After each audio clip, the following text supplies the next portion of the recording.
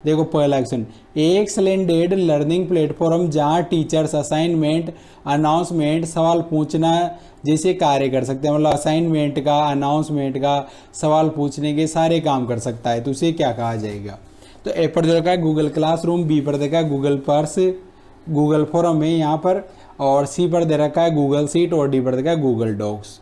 तो इसका जो राइट आंसर है वो होगा ए ऑप्शन। क्या होगा इसका राइट आंसर है? A option. गूगल क्लासरूम पर टीचर असाइनमेंट का, अनाउंसमेंट का और क्वेश्चन आंसर के काम कर सकता है भाई। अगला क्वेश्चन देखो, ऑनलाइन बैंकिंग में 2 फैक्टर ऑथराइजेशन 2FA का प्राथमिक लाभ क्या है? 2FA का प्राथमिक लाभ क्या है? तो ए पर दे रखा है लेन देन की सीमा बढ़ाना, बी पर दे रखा है सरल लॉगिन प्रोसेस, सी पर देखा अनेक सत्यापन विधियों का उपयोग करके सुरक्षा बढ़ाना, और डी पर दे रखा है विशिष्ट बैंकिंग सुविधाओं तक पहुंच। तो 2FA को मतलब क्या होता है? Double security. तो इसका राइट आंसर होगा सी ऑप्शन, अनेक सत्यापन विधियों का उपयोग करके सुरक्षा बढ़ाना है। यानी 2 फैक्टर ऑथराइजेशन होता है वह डबल सिक्योरिटी, OTP वगैरह या फिर कुछ भी अन्य मेथड का प्रयोग किया जाता है आपको किसी भी अकाउंट को एक्सेस करने के लिए, उसे 2FA 2 फैक्टर ऑथराइजेशन बोला जाता है। तो इसका राइट आंसर होगा सी ऑप्शन। अगला क्वेश्चन देखो, निम्नलिखित में से कौन सा ऑनलाइन बैंकिंग से जुड़ा संभावित जोखिम है? ऑनलाइन बैंकिंग से जुड़ा संभावित जोखिम। तो ए पर देखा है सीमित पहुंच, बी पर देखा है कम सुविधा, सी पर देखा है फिशिंग अटैक और डी पर देखा है कम ब्याज दर। तो ऑनलाइन बैंकिंग से जुड़ा संभावित जोखिम, तो ऑनलाइन बैंकिंग से जुड़ा जोखिम है वो है भाई फिशिंग अटैक का। किसका है? फिशिंग अटैक का। तो इसका राइट आंसर होगा सी ऑप्शन, फिशिंग अटैक। यानी आपसे पर्सनल इंफॉर्मेशन मांगी जाती है और आपके खाते से पैसे वगैरह गायब हो सकते हैं भाई, चोरी हो सकता है, तो ये जोखिम होता है फिशिंग अटैक्स का। अगला क्वेश्चन देखो, ऑनलाइन लेन देन में एक पेमेंट गेटवे का प्रमुख उद्देश्य क्या है? एक डिजिटल रसीद संग्रहण, बी पर देखा बैंकों के बीच संवाद को सुविधाजनक बनाना, सी पर देखा डिजिटल मुद्रा को भौतिक नगद में परिवर्तित करना, और डी पर देखा प्रमोशनल ईमेल भेजना। तो पेमेंट गेटवे क्या काम करता है भाई? तो पेमेंट गेटवे काम करता है बैंकों के बीच संवाद को सुविधाजनक बनाना। भाई पेमेंट गेटवे एक बैंक से दूसरे बैंक के बीच में काम करता है भाई। तो इसका राइट आंसर होगा बी ऑप्शन। बी ऑप्शन इसका राइट आंसर है, बैंकों के बीच संवाद को सुविधाजनक बनाना। अगला क्वेश्चन देखो, मोबाइल भुगतान के संदर्भ में मोबाइल वॉलेट का क्या उद्देश्य है? मोबाइल वॉलेट क्या काम आता है भाई मोबाइल भुगतान से में? तो ए पर दे रखा है भौतिक नगद संग्रहण, बी पर दे रखा है संपर्क सूची, और सी पर दे रखा है संपर्क सूची का प्रदर्शन दे रखा है प्रबंधन, और सी पर देखा डिजिटल भुगतान जानकारी को संग्रहित और प्रबंधित करना, डी पर देखा इंटरनेट एक्सेस प्रदान करना। तो क्या काम आता है मोबाइल वॉलेट? तो इसका राइट आंसर होगा सी ऑप्शन, डिजिटल भुगतान जानकारी को संग्रहित और प्रबंधित करना। डिजिटल भुगतान जानकारी को संग्रहित और प्रबंधित करना यानी मैनेज करने का काम करता है। तो इसका राइट आंसर होने वाला है सी ऑप्शन। अगला क्वेश्चन देखो, ऑनलाइन बैंकिंग में ट्रांजैक्शन पासवर्ड का क्या अर्थ है? ऑनलाइन बैंकिंग में ट्रांजैक्शन पासवर्ड क्या काम आते हैं भाई?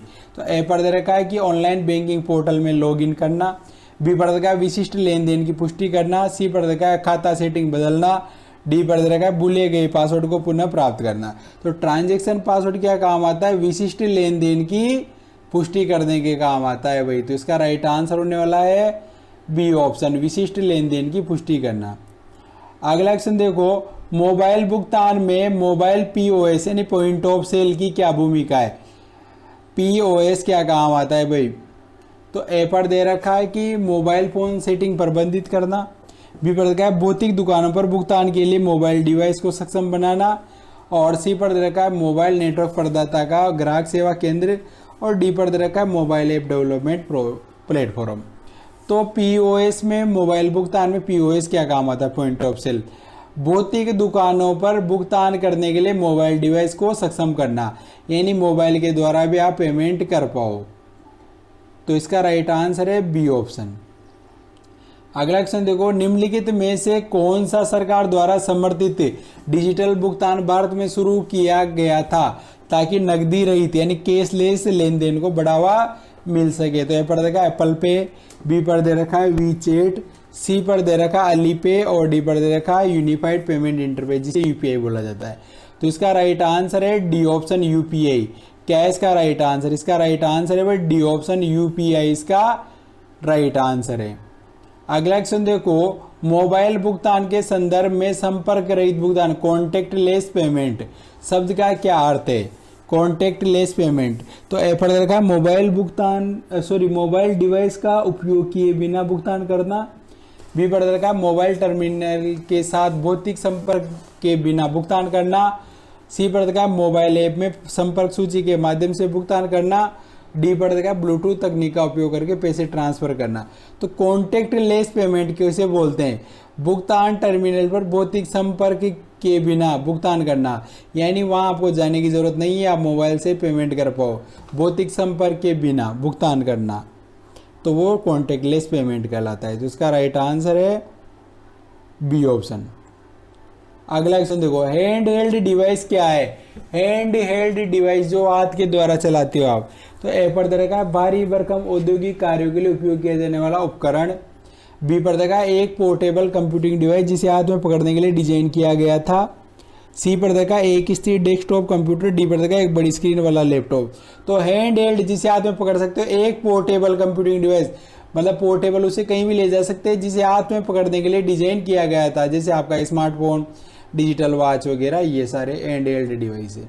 तो इसका राइट आंसर होने वाला है बी ऑप्शन। अगला क्वेश्चन देखो, हैंड हेल्ड उपकरणों के साथ इंटरेक्ट करने के लिए मुख्य इनपुट मेथड कौन सा है? हैंड हेल्ड डिवाइस जिन्हें आप हाथ में पकड़ सकते हो, चला सकते हो, तो उसमें इनपुट करने का मुख्य तरीका क्या है? तो ए पर देखा कीबोर्ड एवं माउस। बी पर देखा टच स्क्रीन। सी पर देखा वॉइस रिकॉग्निशन और डी पर देखा स्टाइल। तो इसका राइट आंसर है बी ऑप्शन, टच स्क्रीन इसका राइट आंसर है। बी ऑप्शन इसका राइट आंसर है भाई, टच स्क्रीन इसका राइट आंसर है। अगला क्वेश्चन देखो, किसी नेटवर्क में वाईफाई राउटर का प्राथमिक उद्देश्य क्या है? वाईफाई राउटर क्या काम आता है? तो पर देखा डेटा स्टोरेज। बी पर देखा डाटा इंक्रिप्शन। सी पर देखा इंटरनेट कनेक्टिविटी एवं डिवाइस कम्युनिकेशन और डी पर देखा प्रिंटर कनेक्टिविटी।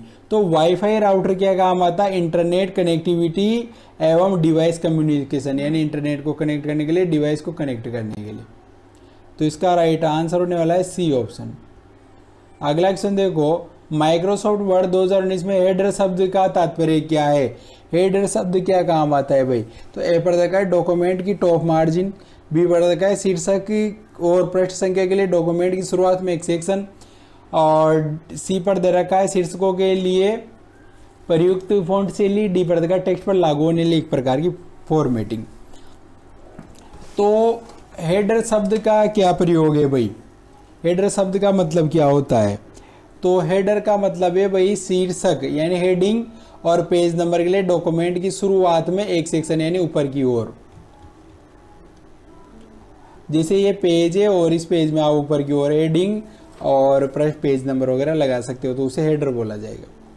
अगला क्वेश्चन देखो, एमएस वर्ड 2019 में साइटेशन और बिब्लियोग्राफी बनाने के लिए रेफरेंस टैब में किस विकल्प का उपयोग किया जाता है? साइटेशन और बिब्लियोग्राफी बनानी है, उसके लिए कौन सा ऑप्शन काम में आता है रेफरेंस वाले टैब में? तो ए पर देखा टेबल ऑफ कंटेंट। बी पर देखा फुटनोट। सी पर देखा साइटेशन और बिब्लियोग्राफी। डी पर देखा इंडेक्स। तो इसका राइट आंसर है सी ऑप्शन, साइटेशन और बिब्लियोग्राफी। सी ऑप्शन इसका राइट आंसर है भाई। अगला क्वेश्चन देखो, कौन सी फाइल एमएस वर्ड शुरू करती है? एमएस वर्ड कौन सी फाइल शुरू करती है? तो ए पर देखा है winword.exe। सी पर देखा word.exe। डी पर देखा msword.exe और डी पर देखा word 2003.exe। तो एमएस वर्ड चालू होता है winword.exe से। तो इसका राइट आंसर है ए ऑप्शन। अगला क्वेश्चन देखो, कौन से एक्सेल 2019 फीचर का उपयोग बार, लाइन या पाई स्लाइस के माध्यम से डेटा को दृश्य रूप में प्रदर्शित करने के लिए, यानी बार चार्ट बना सकते हो आप। तो बार चार्ट तो ऐसे हॉरिजॉन्टल होता है भाई, न्यू ऐसा जो चार्ट होता है वो बार चार्ट, और लाइन चार्ट ये ऐसे होता है, यूँ लाइनों पे अलग अलग बढ़ती घटती जाती है, और पाई चार्ट से गोल आकार का होता है। तो इसका राइट आंसर है सी ऑप्शन चार्ट। क्या है इसका राइट आंसर? सी ऑप्शन है चार्ट भाई इसका राइट आंसर है। अगला क्वेश्चन देखो, MS एक्सेल में format cell dialog box open करने के लिए शॉर्टकट कुंजी है फॉर्मेट सेल डायलॉग बॉक्स। तो ए पढ़ देगा Ctrl+E, बी पढ़ देगा Ctrl+1, सी पढ़ देगा Ctrl+D और डी पढ़ देगा Ctrl+F। तो फॉर्मेट सेल डायलॉग बॉक्स खुलता है कंट्रोल के साथ 1 दबाने से। क्या दबाना पड़ेगा आपको? कंट्रोल के साथ 1 दबाना है। तो इसका राइट आंसर होगा बी ऑप्शन भाई। अगला क्वेश्चन देखो, एक्सेल में कॉलम को लेबल किया जाता है। एक्सेल में कॉलम को आप कैसे लेबल कर सकते हो? तो ए पर दे रखा है 1 2 3, बी पर A1 और A2, सी पर रखा है डॉलर वाला साइन दे रखा है एब्सोल्यूट सेल रेफरेंस A1 और A2, और सी पर रखा है डी पर देखा A B C इत्यादि। तो इसका राइट आंसर है डी ऑप्शन भाई। कॉलम कैसे होते हैं? A column, B column, C column, D column, ऐसे यूँ खड़े होते हैं, खड़े आकार, और जो आरडी होती है उन्हें रो बोला जाता है। अगला क्वेश्चन देखो, एक्सेल 2019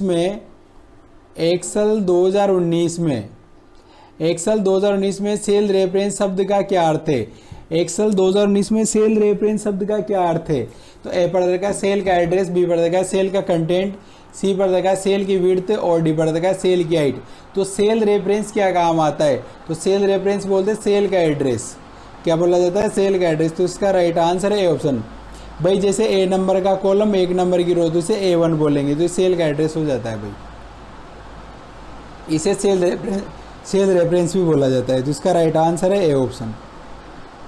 अगला क्वेश्चन देखो, MS एक्सेल में टेक्स्ट का संयोजन निम्नलिखित का उपयोग करके किया जा सकता है। सेल का संयोजन, सेल में जो टेक्स्ट है उनका संयोजन, एक्सेल में जो सेल है उनमें जो टेक्स्ट लिखा है उनका संयोजन, मतलब कॉम्बिनेशन करना है, मिलाना है। तो इसका राइट आंसर है सी ऑप्शन। ये एंड का साइन लगाना है भैया, जो एंड का साइन होता है इसे टेक्स्ट इज कंजक्शन हो जाता है भाई एक साथ। तो इसका राइट आंसर है सी ऑप्शन। अगला क्वेश्चन 21 थोड़ा बड़ा है, ध्यान से देखना भाई। एक्सेल 2019 में H lookup function V lookup function से किस प्रकार भिन्न है? तो ए पर देखा एच लुकअप और वी लुकअप विनिमय वे समान कार्य करते हैं। बी पर देखा एच लुकअप का उपयोग टेक्स्ट के लिए किया जाता है और वी लुकअप का उपयोग संख्याओं के लिए किया जाता है। और सी पर देखा एच लुकअप हमेशा एक सटीक मिलान लौटाता है, जबकि वी लुकअप एक अनुमानित मिलान लौटा सकता है। और डी पर देखा एच लुकअप क्षैतिज रूप से सर्च करता है, जबकि एच लुकअप लंबवत। तो ये सही है भाई। एच लुकअप जो होता है वो हॉरिजॉन्टल, क्षैतिज मतलब हॉरिजॉन्टल सर्च करता है, और वी लुकअप वर्टिकल यानी लंबवत सर्च करता है। अगला क्वेश्चन देखो, एक्सेल 2019 में फंक्शन दे रखा है काउंटा, ब्रैकेट ओपन क्लोज क्या करता है? काउंटा का ऑप्शन क्या काम आता है भाई? काउंटा का फॉर्मूला। तो ए पर दे रखा है किसी रेंज में उन सेल की संख्या की गणना करना जो रिक्त नहीं है। बी पर देखा वैल्यू को एक रेंज में जोड़ता है। सी पर देखा किसी रेंज का औसत ज्ञात करना। डी पर दे रखा है उपरोक्त, डी पर दे रखा है किसी रेंज में वैल्यूज को गुणा करना। तो इसका राइट आंसर है ए ऑप्शन। किसी रेंज में उन सेल की संख्या गिनना जो रिक्त नहीं है, यानी खाली सेल को नहीं गिनेगा, बाकी भरी हुई सारी सेल को गिनता है भाई। तो इसका राइट आंसर है ए ऑप्शन। अगला क्वेश्चन देखो, पावर पॉइंट में सिलेक्टेड स्लाइड को डुप्लीकेट करने के लिए किस शॉर्टकट कुंजी का उपयोग किया जाता है? स्लाइड को डुप्लीकेट करना है आपको, उसके लिए कौन सी शॉर्टकट की काम आती है? तो ए पर दे रखा है Ctrl+T, बी पर दे रखा है Ctrl+D, सी पर दे रखा है Ctrl+C और डी पर दे रखा है, डी पर क्या दे रखा है? Ctrl+D। तो इसका जो राइट आंसर है डुप्लीकेट स्लाइड का वो है Ctrl+D। इसका राइट आंसर है बी ऑप्शन पर जो दे रखा है Ctrl+D से डुप्लीकेट स्लाइड हो जाती है भाई।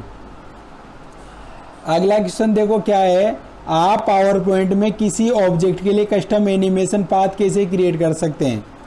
कस्टम एनिमेशन पाथ कैसे बना सकते हो? तो ए पर देखा एनिमेशन पेंटर का उपयोग करके नहीं बना सकते भाई। बी पर देखा ड्राइंग टूल पर एनिमेशन सॉरी बी पर दे रखा है ड्राइंग टूल का उपयोग करके एक मोशन पाथ बनाकर, तो सही है भाई। मोशन पाथ में आप ड्राइंग टूल का प्रयोग करके कस्टम एनिमेशन बना सकते हो। सी पर दे रखा है एनिमेशन पेन में एनिमेशन विकल्प को एडजस्ट करके, तो नहीं होगा भाई। और डी पर देखा है ट्रांजिशन टेप से पूर्व निर्धारित मोशन इफेक्ट अप्लाई करके,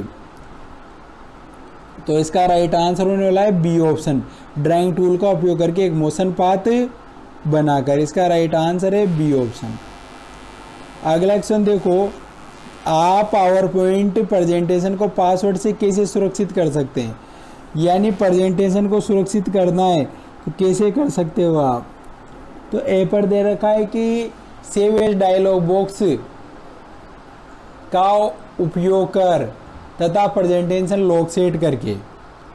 बी पर दे रखा है फाइल टैब पर जाकर इन्फो को सिलेक्ट करें तथा प्रोटेक्ट स्विच पर क्लिक करें, तो भाई बी वाला राइट है। इसमें देखो क्या है, फाइल टैब पर जाना है, फिर स्विच प्रोग्राम पर जाना है, और सॉरी बी पर क्या दे रखा है, बी पर दे रखा है फाइल टैब पर जाकर इन्फो को सिलेक्ट करें तथा प्रोटेक्ट प्रेजेंटेशन का प्रेजेंटेशन पर क्लिक करें, तो इसका राइट आंसर होगा बी ऑप्शन।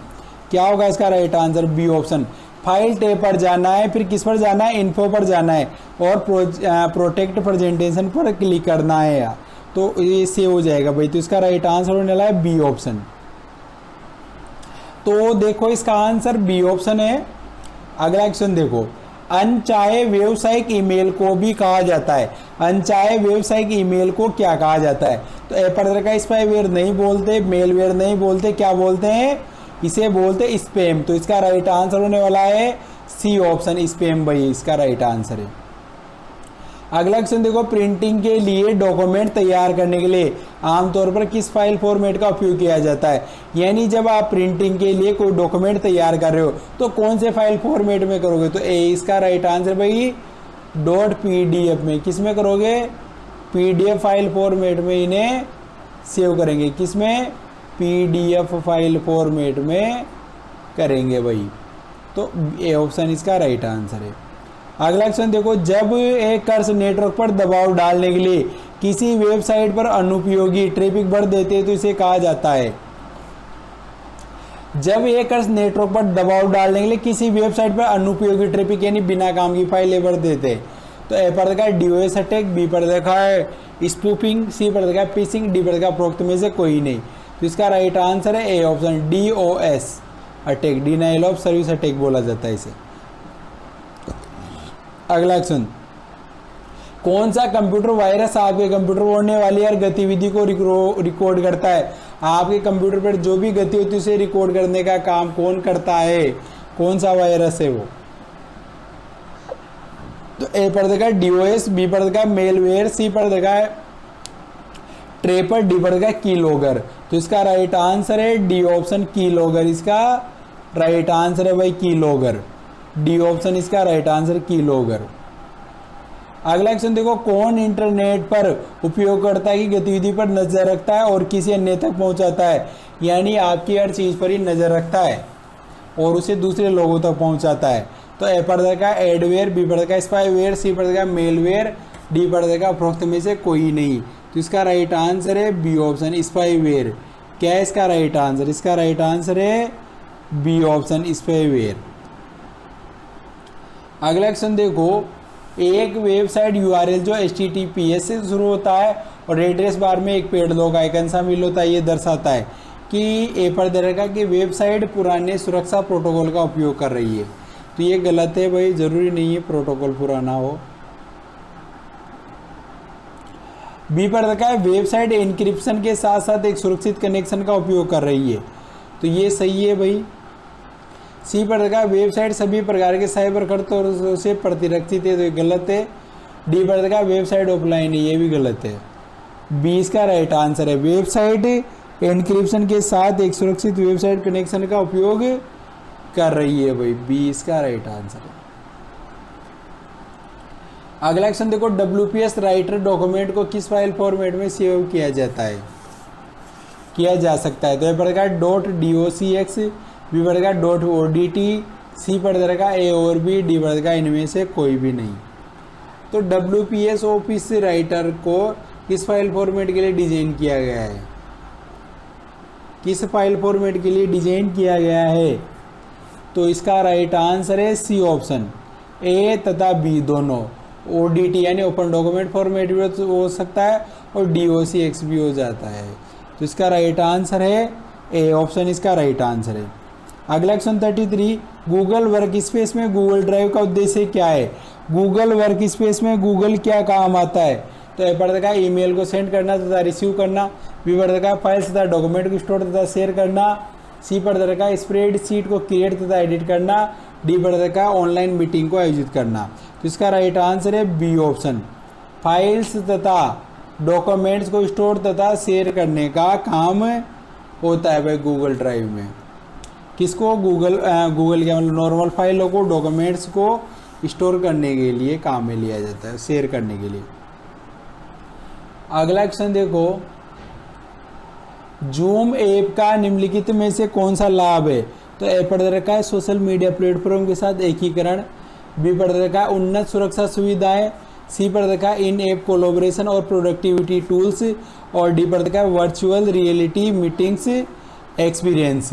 तो इसका जो राइट आंसर है वो है सी ऑप्शन, इन ऐप कोलैबोरेशन और प्रोडक्टिविटी टूल्स। इन ऐप कोलैबोरेशन और प्रोडक्टिविटी टूल यानी बहुत सारे लोगों को जोड़कर आप बातचीत कर पाओ। तो इसका राइट आंसर होगा सी ऑप्शन, इसका राइट आंसर है। अगला क्वेश्चन 35, एक स्टैंडर्ड सिंगल लेयर डीवीडी की अधिकतम भंडारण क्षमता। तो सिंगल लेयर डीवीडी की भंडारण क्षमता होती है ए ऑप्शन पर जो दे रखा है 4.7 GB, और डबल लेयर है तो फिर 8.5 GB, और अगर CD है तो उसकी 700 MB, और अगर आपकी फ्लॉपी डिस्क है तो 1.44 GB, 1.44 MB है सॉरी। अगला क्वेश्चन देखो, निम्न में से अमान्य ईमेल एड्रेस बताइए, गलत ईमेल एड्रेस। तो देखो 4 ऑप्शन दे रखे हैं, आपको पहचानना है कौन सा सही है कौन सा गलत है। तो हर ईमेल एड्रेस में @ का चिन्ह होता है, सभी में सही है। उसके बाद डोमेन नेम होता है, तो ये भी है सभी में, रेडिमेल है, .gov है, और @gmail है, याहू है। इसके बाद टॉप लेवल डोमेन होता है .com, .in, .nic वगैरह। तो इन 3 पर तो है लेकिन डी वाले ऑप्शन पर नहीं है। तो इसका राइट आंसर है, इसका राइट आंसर होने वाला ए ऑप्शन पर जो दे रखा है। अगला क्वेश्चन देखो, जीपीएस का पूरा नाम क्या है? जीपीएस को क्या बोलते हैं? तो जीपीएस को बोलते हैं ग्लोबल पोजिशनिंग सिस्टम बोला जाता है। क्या बोलते हैं जीपीएस को? Global positioning system. B option इसका राइट आंसर है, ग्लोबल पोजिशनिंग सिस्टम बोला जाता है। जीपीएस को क्या बोलते हैं? बी ऑप्शन पर जो दे रखा है ग्लोबल पोजिशनिंग सिस्टम, लोकेशन देखने का काम आता है। अगला 38, यूआरएल किस बार में शो होता है? यूआरएल कौन से बार में दिखाई देता है? तो टाइटल बार में नहीं दिखाई देता है, कहाँ दिखाई देता है? एड्रेस बार में। तो इसका राइट आंसर है B option, address bar. Menu bar में भी नहीं दिखता, स्टेटस में भी नहीं दिखता। बी ऑप्शन मेन्यू बार कहाँ दिखाई देता है? सॉरी, यूआरएल कहाँ दिखाई देता है? एड्रेस बार में। अगला क्वेश्चन, नेटस्केप नेविगेटर एक है। नेटस्केप नेविगेटर क्या है? तो ए पढ़ेगा ऑपरेटिंग सिस्टम, बी पढ़ेगा कंपाइलर, सी पढ़ेगा वेब ब्राउजर, डी पढ़ेगा है एंटीवायरस। तो नेटस्केप नेविगेटर है भाई ब्राउजर। क्या है? ब्राउजर। तो इसका राइट आंसर होने वाला है सी ऑप्शन, इसका राइट आंसर है भाई ब्राउजर। अगला क्वेश्चन देखो, किसी ईएमएस एक्सेल सूत्र में संलग्न और विस्तार के प्रारंभ व अंत के सेल एड्रेस को के द्वारा पृथक किया जाता है। यानी जो सेल एड्रेस है जैसे R1 से लेकर कहाँ तक B12 तक, तो इन्हें अलग करने के लिए किनका प्रयोग किया जाता है? इन साइंस का। तो इन साइन को क्या बोलते हैं? इन साइन को बोलते हैं कोलन। क्या बोला जाता है? इन्हें कोलन। तो इसका राइट आंसर है डी ऑप्शन। क्या है इसका राइट आंसर? डी ऑप्शन इसका राइट आंसर है भाई, कोलन।